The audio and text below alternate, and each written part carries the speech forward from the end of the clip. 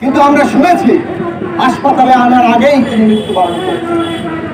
কাজে এটা অত্যন্ত স্পষ্ট, 10 মাস কারাগারে বিনা বিচারে এবং ভুল অভিযোগে, মিথ্যা অভিযোগে তাকে আটক রেখে এই সরকার তাকে হত্যা করেছে।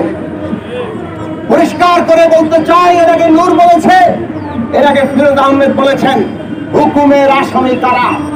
মাননীয় প্রধানমন্ত্রী ক্ষমতায় আছেন জনগণের ভোট ছাড়া।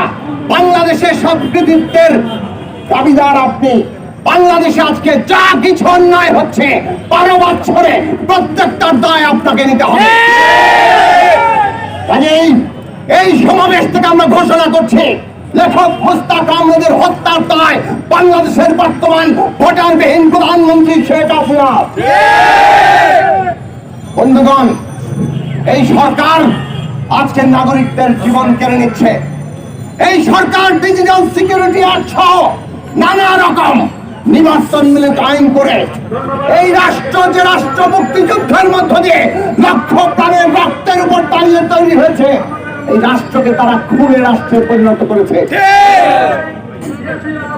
মোস্তাক আহমেদের হত্যাকাণ্ডের মধ্য দিয়ে প্রমাণিত হয় এই সরকার তো জনগণের সরকার না। কিন্তু আজকে এই মুক্তিযুদ্ধের মধ্য দিয়ে যে রাষ্ট্র তৈরি হয়েছে, এরা এই রাষ্ট্রকে আর জনগণের রাষ্ট্র রাখে নাই। এই রাষ্ট্র আজকে খুনের রাষ্ট্রে পরিণত হয়ে রাষ্ট্রের সবগুলো প্রতিষ্ঠানকে এমন ভাবে এই সরকার জনগণের বিরুদ্ধে কাজে লাগাচ্ছে, 6 বার জামিনের আবেদন প্রত্যাখ্যান করা হয়। মহামান্য আদালত, আমরা পরিষ্কার করে বলতে চাই, সংবিধান আদালতকে এমন মর্যাদা দিয়েছে, আদালত হচ্ছে নাগরিকদের শেষ ভরসা। আপনারা সংবিধানের দিকে তাকাবেন, নাগরিকদের জীবন রক্ষা করবেন। বাংলাদেশের মানুষ শেষ পর্যন্ত আসল বিচারক। সংবিধানের উপরে যদি কেউ থাকে, সেটা হচ্ছে বাংলাদেশের জনগণ। সেই জনগণ যেদিন জেগে উঠবে, বাংলাদেশের কোন রাষ্ট্র শক্তি তাকে দমন করতে পারবে না। আপনাদের প্রত্যেককেই জনতার কাঠগড়ায় দাঁড়াতে হবে। বন্ধুরা আমার, আমরা বেশি কথা বলবো না, সবাই আমরা বাকরুদ্ধ হয়ে যাচ্ছি। আর এই সরকার আমাদের টুটি চেপে ধরতে চাইছে।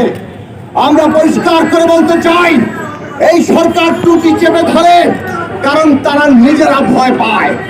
জনগণের ভোট ছাড়া দমন পীড়ন করে ক্ষমতায় আছে, প্রতি মুহূর্তে তাদের ভয় কখন জনগণ রাজপথ দখল করে ফেলে, কখন জনগণের সংগ্রামী উত্থানে সরকারের গদি তৎপর হয়ে যায়, এই ভয়ে তারা তটস্থ।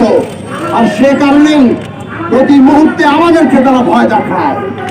ডিজিটাল নিরাপত্তা আইন করেছে ভয় দেখানোর জন্য, ত্রাস সৃষ্টি করার জন্য। সরকার নিজেরা ভয় আছে। আজকে বাংলাদেশের জনগণকে এই সরকারের ভয় দেখানোর এই তৎপরতা থেকে তাকে বিদ্রোহী দেখে রাজপথে নামতে হবে। সরকারকে ভয় পাইয়ে দিতে হবে, তার ক্ষমতার গদি উল্টে দিতে হবে। সেই লড়াই আমরা গড়ে তুলতে চাই। আজকে এখানে কর্মসূচি হচ্ছে, শহীদ মিনারে কর্মসূচি হবে, আগামীকাল প্রেস ক্লাবের সামনে কর্মসূচি আছে।